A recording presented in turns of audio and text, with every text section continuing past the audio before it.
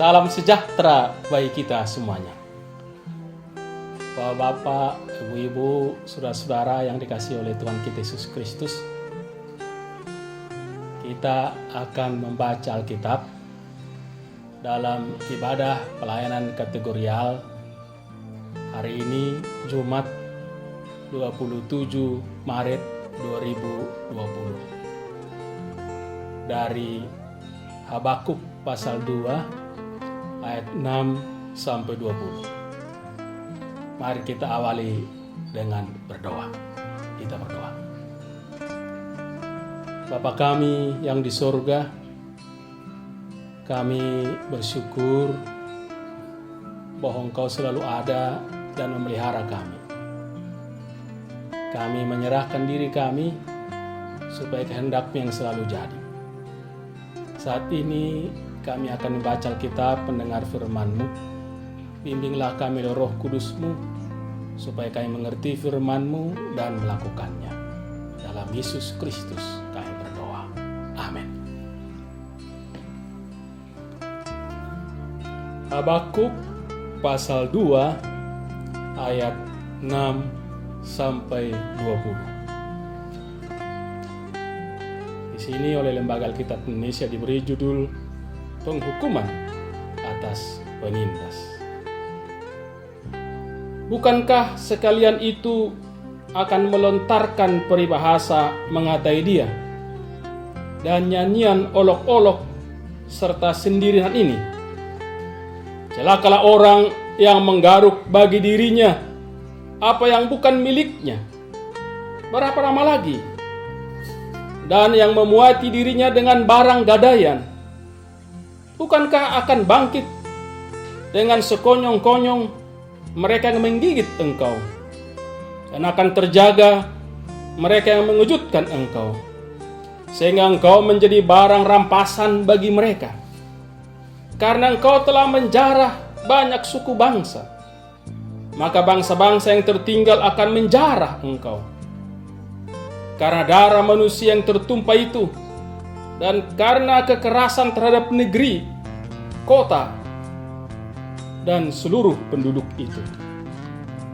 Celakalah orang yang mengambil laba yang tidak halal untuk keperluan rumahnya, untuk menempatkan barangnya di tempat yang tinggi, dengan maksud melepaskan dirinya dari genggaman malapetaka. Engkau telah merancangkan celah atas rumahmu ketika engkau bermaksud untuk menghabisi banyak bangsa. Dengan demikian, engkau telah berdosa terhadap dirimu sendiri, sebab batu berseru-seru dari tembok, dan balok menjawabnya dari rangka rumah. Celakalah orang yang mendirikan kota di atas darah, dan meletakkan dasar benteng di atas ketidakadilan. Sesungguhnya, bukankah dari Tuhan semesta alam asalnya, bahwa bangsa-bangsa bersusah-susah untuk api, dan suku-suku bangsa berlelah untuk yang sia-sia? Sebab bumi akan penuh dengan pengetahuan tentang kemuliaan Tuhan, seperti air yang menutupi dasar laut. Celakalah orang yang memberi minum sesamanya manusia bercampur amarah, bahkan memabukkan dia untuk memandang auratnya. Telah engkau kenyangkan dirimu dengan kehinaan ganti kehormatan. Minumlah juga engkau dan terhuyung-huyunglah. Kepadamu akan beralih piala dari tangan kanan Tuhan, dan celah besar akan meliputi kemuliaanmu. Sebab kekerasan terhadap gunung Libanon akan menutupi engkau, dan pemusnahan binatang-binatang akan mengejutkan engkau. Karena darah manusia yang tertumpah itu, dan karena kekerasan terhadap negeri, kota, dan seluruh penduduknya itu. Apakah gunanya patung pahatan yang dipahat oleh pembuatnya? Apakah gunanya patung tuangan pengajar dusta itu? Karena pembuatnya percaya akan buatannya, padahal berhala-berhala bisu belaka yang dibuatnya. Celakalah orang yang berkata kepada sepotong kayu, terjagalah, dan kepada sebuah batu bisu, bangunlah. Masakan dia itu mengajar? Memang ia bersalutkan emas dan perak, tetapi roh tidak ada sama sekali di dalamnya. Tetapi Tuhan ada dalam bait-Nya yang kudus. Berdiam dirilah di hadapannya, ya segenap bumi. Demikianlah firman Tuhan. Berbahagialah yang mendengar firman Tuhan dan melakukannya. Hosiana. Hosiana, Hosiana, Hosiana.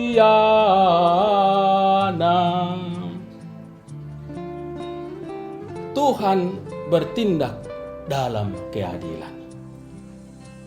Bapak-bapak, ibu-ibu, dan saudara-saudaraku yang dikasihi oleh Tuhan kita Yesus Kristus. Siapakah Allah yang kita sembah itu? Alkitab menceritakan Allah itu adalah Allah yang Maha Kuasa. Ialah yang menciptakan langit dan bumi dan segala isinya. Kita sekalian, jagat raya adalah ciptaannya. Ia juga terus memelihara ciptaannya. Ia memimpin sejarah ciptaannya dari dulu, sekarang, dan selama-lamanya. Allah itu adalah Allah yang adil dalam bertindak. Ia senang dengan keadilan dan kebenaran. Dan menghukum yang salah, yang menentang kehendaknya. Kita tahu dalam Alkitab, umat Israel adalah bangsa pilihannya. Tapi apakah mereka dimanjakan? Tidak. Sama juga dengan yang lain. Kalau bersalah, tidak taat, tidak setia, tidak melakukan kehendak Tuhan, dihukum. Katakanlah dalam perjalanan mereka dari Mesir menuju tanah Kanaan. Sebagai bangsa, mereka mau dibimbingnya untuk sampai ke tanah Kanaan. Tetapi yang tidak setia, yang tidak percaya, yang meragukan kuasa Tuhan, dihukum. Bahkan Musa, karena meragukan kuasa Tuhan, tidak sampai ke tanah Kanaan. Bapak, ibu-ibu, dan saudara-saudara, konteks bacaan kita, Nabi Habakuk awalnya ragu dan heran. Ya heran, mengapa Tuhan membiarkan bangsa lain menghukum umatnya. Bangsa lain itu jahat, kejam, melakukan perbuatan yang tidak seharusnya. Mengapa Tuhan membiarkan umatnya dihukum? Maksudnya bangsa lain itu adalah bangsa Kasdim yang mengalahkan dan membuat menderita bangsa atau umat Tuhan itu. Itu pertanyaan dari Habakuk.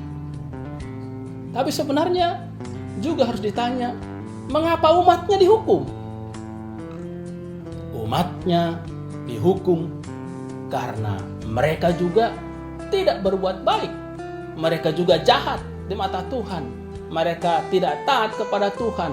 Mereka melakukan tindakan ketidakadilan dan tidak benaran satu dengan yang lain. Jadi mereka juga sebagai satu bangsa berbuat yang tidak benar di hadapan Tuhan. Itu sebabnya Tuhan menghukum. Bahwa siapa yang menghukum itu perkara lain. Bahwa dia memakai bangsa Kasdim itu karena Tuhan memang mau memakainya. Bicara tentang itu nanti lagi. Tuhan menghukum siapa saja yang berbuat jahat. Baik umatnya, katakanlah kita orang Kristen, maupun bangsa-bangsa lain, orang-orang lain yang melakukan perbuatan jahat, tidak benar dengan sesamanya akan dihukum. Kembali lagi, mengapa bangsa Kasdim dipakai dia jahat? Nah, saatnya juga Tuhan akan menghukum bangsa itu. Karena memang benar bahwa mereka telah melakukan perbuatan yang melampaui apa wewenang yang diberikan oleh Tuhan. membuat umatnya menderita. Dan seperti yang kita baca tadi, mereka menjadi sombong, mereka mementingkan diri sendiri, maka Tuhan juga akan menghukum. Dan itu juga membuktikan bahwa Tuhan memang berkuasa atas semua bangsa, semua orang, semua muka bumi ini. Jadi siapa saja yang berbuat bertentangan dengan kehendak Tuhan akan dihukum.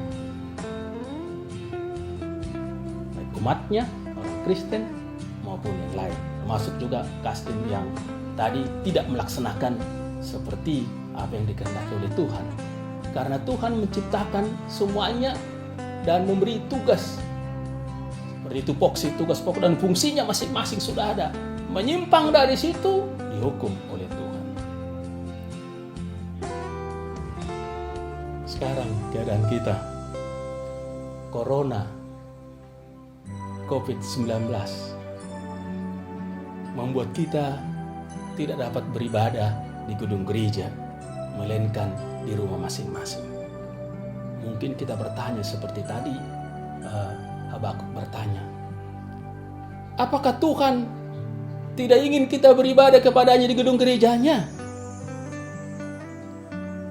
Mengapa Tuhan membiarkan si corona ini mengganggu kita untuk beribadah?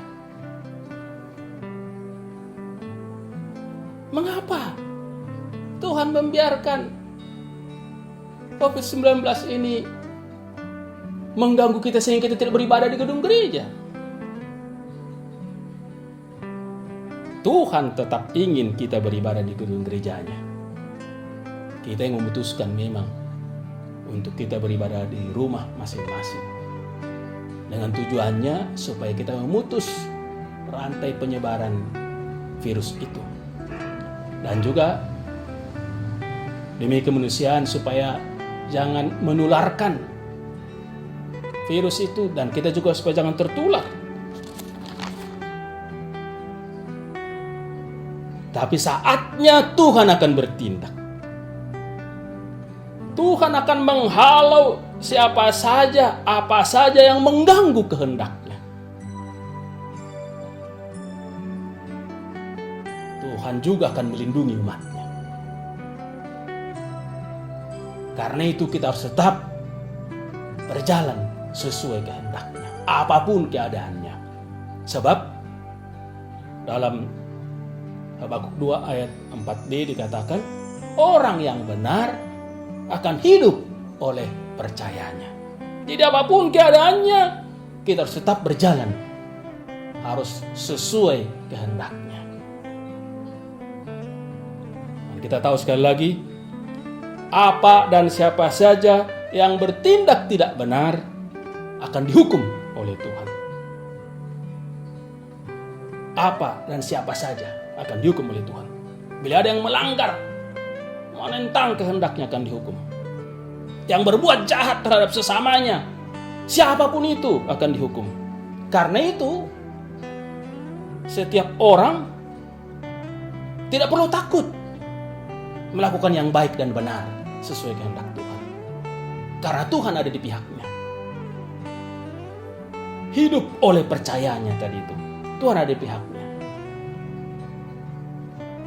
Lalu bagaimana sikap kita bila menyaksikan yang tidak benar, ketidakadilan terjadi dalam kehidupan kita? Kita harus bertindak dengan segala kekuatan dan kemampuan kita. Kita harus pakai, berusaha untuk menegakkan keadilan dan kebenaran. Nggak boleh membiarkan kejahatan berlangsung. Penderitaan umat, penderitaan masyarakat berlangsung. Kita harus berjuang. Tapi juga kita harus yakin bahwa Tuhan berkuasa menghalau yang jahat dan memberi kehidupan bagi umat manusia. Karena itu ayat yang ke-20 tadi kita baca. Di sana ayat 20 dikatakan, tetapi Tuhan ada di dalam bait-Nya yang kudus. Berdiam dirilah di hadapannya ya segenap bumi. Tuhan ada, berdiam dirilah di hadapannya. Bukan kita yang membela Tuhan, Tuhan yang melindungi kita. Kita perlu datang kepada Tuhan. Kita mohon bimbingan Tuhan. Kita mohon petunjuk Tuhan. Kita mohon belas kasihan Tuhan supaya Tuhan bertindak. Menegakkan keadilan kebenaran. Memberi sejahtera. Memberi kedamaian. Di muka bumi ini. Bagi kita sekalian. Mari kita datang kepada Tuhan. Agar Tuhan bertindak. Dalam keadilannya. Amin. Saya mau mengajak kita juga untuk bernyanyi yang menguatkan kita semua. Kita menyanyikan Kidung Jemaat 417 bait pertama dan ke-7.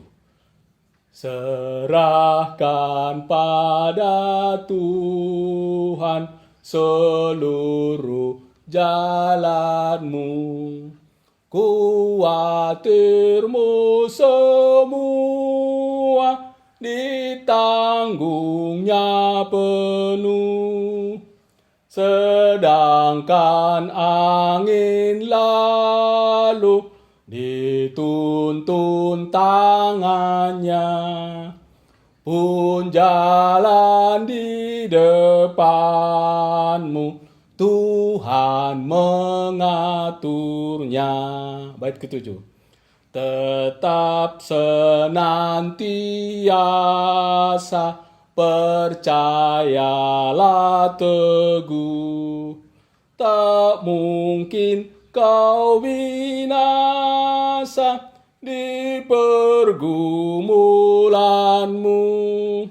Tuhanmu mengalihkan yang paling susah pun menjadi kebajikan di jalan hidupmu.